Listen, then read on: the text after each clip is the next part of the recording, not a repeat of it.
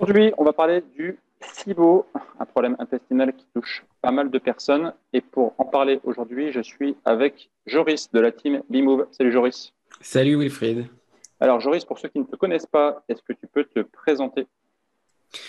Je suis donc Joris, je suis naturopathe spécialisé dans les troubles digestifs et auto-immuns.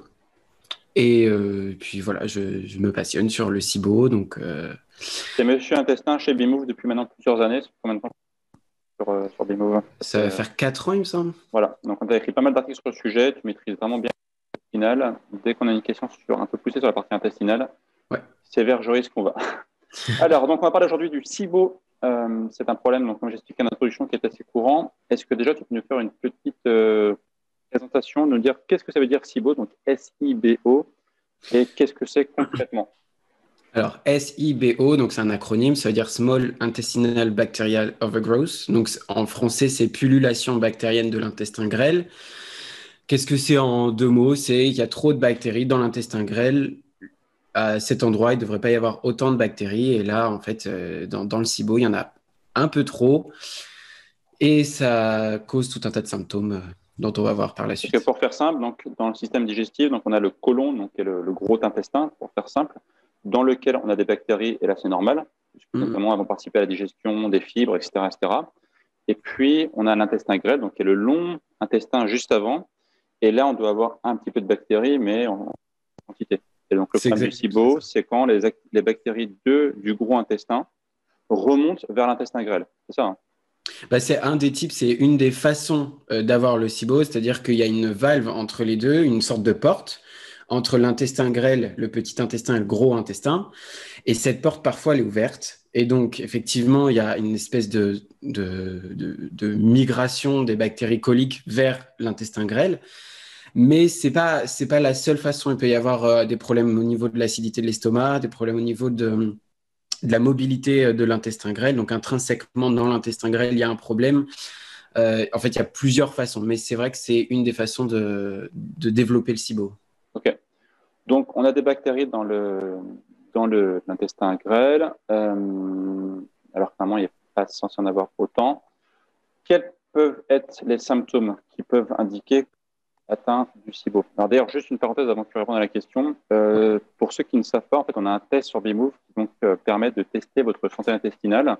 Et si aujourd'hui, justement, vous demandez si vous avez un intestin en bonne santé, si vous demandez, voilà, j'ai des symptômes par-ci, par-là, je ne me sens pas forcément toujours très bien, je ballonne, je n'ai pas forcément voilà, un transit idéal, on a un test donc, qui est dans la description de la Mhm. vidéo, c'est le premier lien sous la vidéo, et ça pourra vous aider en partie à savoir si votre intestin est en bon état et peut-être aussi vous indiquer que vous avez peut-être un SIBO. On va en parler après, mais le test pourrait vraiment vous aiguiller. Donc, n'hésitez pas à le télécharger. C'est le lien juste en dessous de la vidéo. Donc, j'aurai justement quels sont les symptômes assez typiques du SIBO. Alors, les symptômes, et c'est là que ça va peut-être intéresser les gens, c'est que donc déjà 70% des personnes qui ont le diagnostic du syndrome du côlon irritable ou de l'intestin irritable, colopathie fonctionnelle, c'est vraiment, ça peut en fait être un SIBO. C'est-à-dire que les symptômes très classiques sont exactement les mêmes. Ballonnement, diarrhée, constipation ou les deux, fatigue. Voilà, c'est vraiment le tableau le plus commun du SIBO. Mais à côté de ça, on a des symptômes qui sont très typiques au SIBO et qui ne sont pas forcément dans le syndrome de l'intestin irritable. Donc on peut avoir, et ça c'est vraiment typique de l'hyperperméabilité intestinale. Tu avais fait une vidéo sur ça, il me semble, sur comment restaurer sa perméabilité Ouais. intestinale. Et en fait, dans le SIBO, il y a ce syndrome de l'hyperperméabilité intestinale qui est là et qui va rajouter des symptômes supplémentaires, donc ce qu'on appelle des symptômes extra-digestifs. Et ces symptômes, ça peut être par exemple des migraines ou des céphalées simples, des maux de tête. Ça peut être aussi des rages cutanées ou de l'acné, par exemple l'acné rosacée, c'est très courant. Ça peut être des douleurs articulaires, des douleurs musculaires, une fatigue très très intense. Il y en a plusieurs, donc là je les ai pas tous en tête, mais ça c'est vraiment les plus caractéristiques du SIBO. Ce que je suis, c'est souvent des migraines et des douleurs articulaires qui sont associées en fait au SIBO. Okay. Et leur Donc, test du SIBO est positif. on va dire que c'est un petit peu multisymptôme. Il n'y a pas un symptôme précis. Ça peut dépendre des personnes, suivant leur sensibilité, suivant différents paramètres, peut-être aussi à la base de leur santé intestinale. Oui. C'est vrai que je pense que si à la base on n'a pas d'intestin qui est en très bon état, en fait, le SIBO va exacerber un peu les problèmes. Exactement. Et en plus, il y a quand même un symptôme qui est numéro un, c'est les ballonnements. Ok. Évidemment, puisque la flore de l'intestin grêle, il y a trop de bactéries, donc il va y avoir une fermentation tout de suite, en fait. 30 minutes après le repas, c'est généralement très caractéristique d'un SIBO. On se dit, oh, c'est bizarre, je suis déjà ballonné, je viens juste de manger. Et les gens pensent que c'est le syndrome de l'intestin irritable, mais dans le syndrome de l'intestin irritable, ces ballonnements arrivent plus tardivement, 2, 3 heures après avoir mangé. D'accord.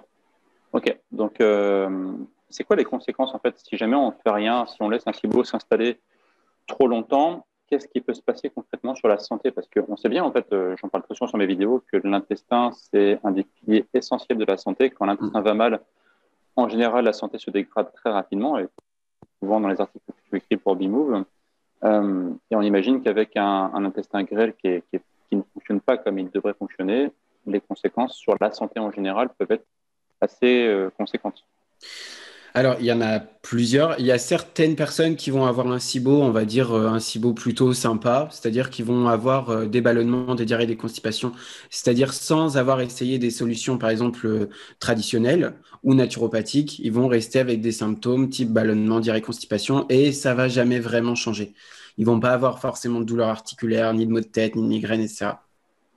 Par contre, pour les gens qui ont un SIBO un peu plus sévère, au début, ça commence avec quelques ballonnements. Puis après, ça va être des intolérances alimentaires de plus en plus larges. Hmm. C'est-à-dire qu'au début, au début, on pouvait manger tout. Puis après, on va se dire, mince, le pain, les pâtes, ça me ballonne. Les légumes, le chou, les poireaux, les oignons, ça faisait rien avant. Maintenant, c'est... Et en fait, ça va être de pire en pire.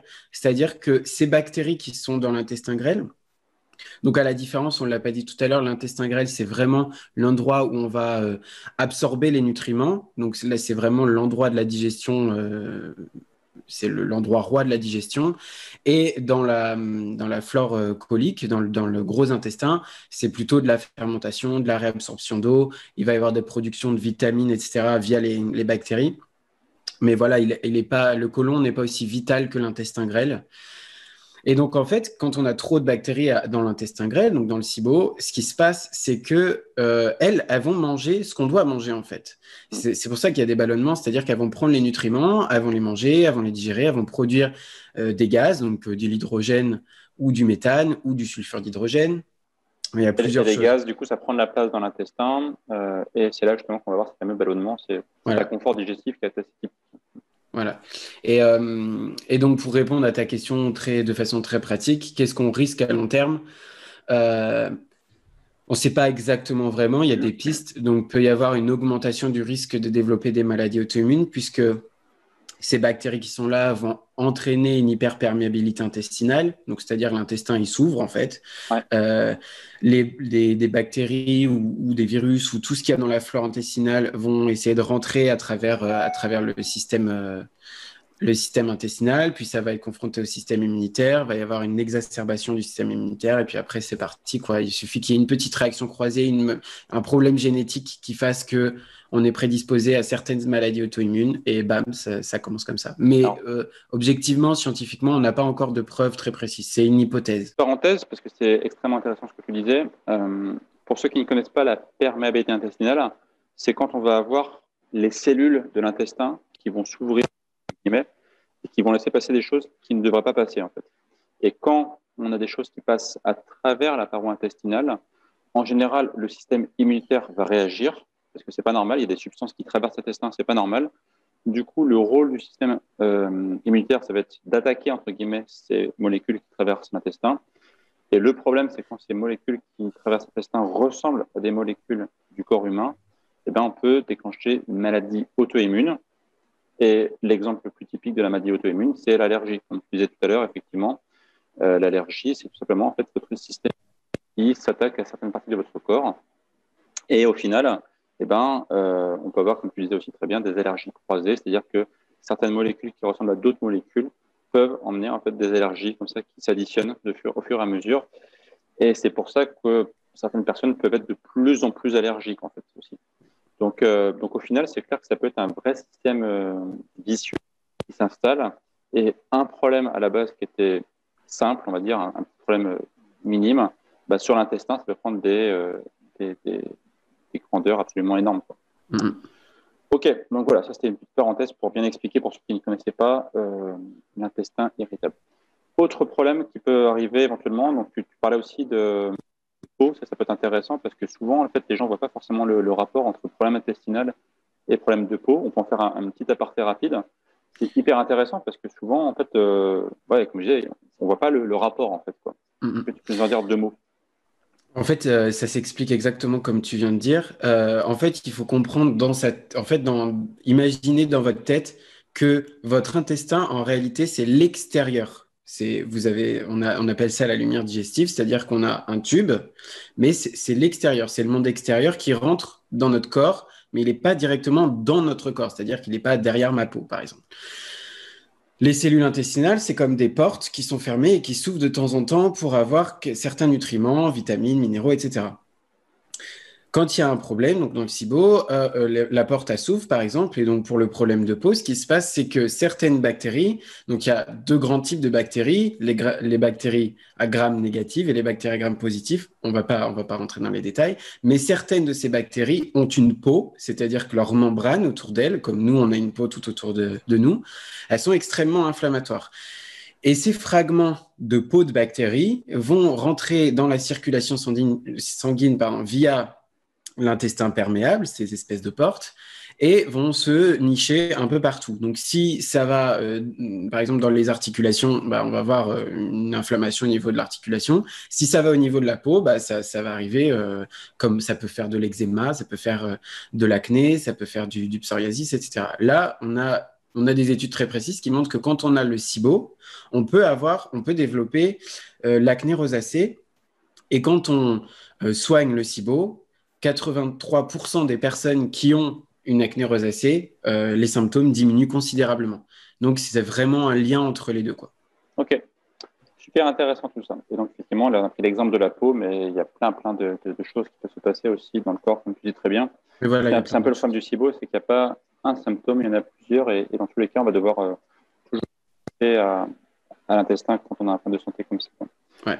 On peut finir du coup par des idées, des pistes pour s'en sortir. Pour ceux aujourd'hui qui ont un SIBO, qu'est-ce qu'on peut faire concrètement en termes de solutions naturelles, on va dire, pour pouvoir commencer à se débarrasser de cette pathologie? Alors, en naturo, on utilise donc ça s'appelle des antimicrobiens. C'est un petit peu les voisins des antibiotiques classiques dans la médecine conventionnelle. Donc, les médecins gastro-entérologues utilisent des antibiotiques. Donc, on a la rifaximine, la néomycine, et il y en a plusieurs autres pour soigner un SIBO. En naturopathie, on a des antimicrobiens. En 2014, il y a une étude qui montre exactement la même efficacité entre les antibiotiques et les antimicrobiens, avec une petite préférence pour les antimicrobiens, puisqu'on n'avait pas les effets secondaires que pouvaient avoir les antibiotiques. Et donc, faut passer par des antimicrobiens. Il y en a plusieurs. Donc, il y a berbérine, neem, allicine, origan. En fait, il y en a plein et ils doivent pas être pris. Il va falloir faire attention. Faut pas les prendre en fait à la légère, puisqu'il y a plusieurs types de SIBO et plusieurs niveaux, on va dire, de sévérité du SIBO. Plus le SIBO est sévère, plus certains types d'antimicrobiens sont recommandés que d'autres. Et selon le type du SIBO, si c'est diarrhée, par exemple, on va favoriser la berbérine. Et si c'est constipation, on va favoriser la lysine. Avec des doses qui dépendent en fonction du test respiratoire et des niveaux de gaz qui auront été évalués à ce moment-là. Ok, parfait. Est-ce qu'il y aurait aussi des compléments alimentaires particuliers à prendre pour aider? Moi, ce que je recommande aux personnes que je suis, c'est de prendre un multivitaminé. Donc, il va falloir faire très attention aux ingrédients, puisque dans certains compléments alimentaires, par exemple, on a FOS, fructooligosaccharides. Ça, ce sont des fibres, en fait, des prébiotiques. T'en parles souvent dans tes vidéos, des prébiotiques. Inuline, ça aussi, ça, c'est des fibres. Et les bactéries, elles adorent ça. Donc, elles vont fermenter et puis on va avoir des symptômes. Dans ce cas précis, du coup, les fibres, il faut peut-être un peu se calmer, justement. C'est le paradoxe. Oui, voilà. Souvent, on conseille de consommer des fibres, mais là, dans le cas du SIBO, il faut un peu calmer les fibres. Exactement. Et donc, on va arriver sur le plan alimentaire pour les solutions. C'est la question que je vais te poser, du coup, en termes d'alimentation. Qu'est-ce qu'il faut changer dans sa vie au quotidien? Alors, déjà, il faut garder en tête que l'alimentation seule ne permet jamais de résoudre le SIBO, de vaincre le SIBO. On peut toujours gérer les symptômes, mais il faut faire très attention parce que si il n'y a pas donc des traitements antibiotiques ou des antimicrobiens qui sont mis en place, alors on peut pendant plusieurs années avoir une diète très très restrictive, de plus en plus restrictive, et puis arriver à manger. Moi, j'ai eu des gens avec juste, par exemple, des courgettes et du riz, quoi, et manger D'accord. que ça, puisque les bactéries restent en fait. Ça peut être un peu monotone. Au bout d'un moment, oui. Et puis en plus, ça, c'est le stress, l'anxiété, ça amène à la dépression, la Ouais. monotonie alimentaire. Donc, Donc, en termes d'alimentation, qu'est-ce que tu recommandes si on devait mettre deux, trois pistes alimentaires concrètement? alors, au niveau des compléments alimentaires complexes, par exemple vitamine B, etc., zinc, etc., en fonction des carences alimentaires, antimicrobiens, donc j'en ai cité quelques-uns. Et au niveau alimentaire, moi, je recommanderais le sans FODMAP. Donc, FODMAP, ce sont un groupe de sucres qui se retrouvent dans certains aliments, par exemple le chou, le poireau, les oignons. Il y a une liste. Vous pouvez taper sur Internet, il y a plein de listes FODMAP. Par exemple, il y a... J'ai fait une vidéo sur les FODMAP, justement, si vous voulez la Ah voir, ouais? n'hésitez pas, on la mettra dans le i ici comme info et en complément aussi dans la description de la vidéo. J'ai fait une vidéo complète pour vous expliquer ce que c'est que les FODMAPs. Et effectivement, le gros problème, c'est qu'on en trouve beaucoup, en fait, enfin, dans beaucoup d'aliments. En fait. C'est un peu le problème. Et même dans certains compléments alimentaires, même dans certains, des fois dans des viandes, dans des saucissons par exemple. Il y a, Industriel, ouais. ouais, voilà, dans tout ce qui est Mm. industriel, il peut y avoir des sucres et donc ça peut faire fermenter. Donc FODMAP, c'est mieux. Puis après, il y a des diètes spécifiques, FODMAP et sans glucides spécifiques qui sont combinés. Par exemple, il y en a une, bon, c'est en anglais par contre, c'est du docteur Alison C. Baker, qui est avec celle avec qui j'ai appris euh, tout ça. Il y a aussi au niveau australien, Dr Jacobi. Enfin, il y a plusieurs choses. Mais en français, pour commencer, vous pouvez essayer le sans FODMAP. OK. Si d'ailleurs les gens veulent savoir, du coup, voilà, s'ils ne seraient pas concernés par le SIBO, encore une fois, n'hésitez pas à télécharger le test qu'on met dans la description de la vidéo. C'est un test voilà, qui est assez simple, qui prend même pas 5 minutes. Vous répondez aux questions et vous aurez déjà une bonne indication du fait de savoir si votre intestin est de bonne santé ou pas. Et si jamais vous devriez vous inquiéter de savoir si vous avez un SIBO ou pas. Encore une fois, le lien dans la description de la vidéo. On vous mettra aussi dans le i en haut à droite de cette vidéo. En tout cas, merci Joris pour tes explications, c'était très intéressant. Et puis du coup, on se retrouve très bientôt pour de prochaines vidéos. On parlera encore une fois de problèmes intestinaux parce que c'est un sujet très vaste et très important de l'évoquer régulièrement parce que, comme on le disait, l'intestin, c'est la base de la santé. Merci à tous, à très bientôt pour de prochaines vidéos et d'ici là, bien sûr, Salut! prenez soin de vous. Ciao!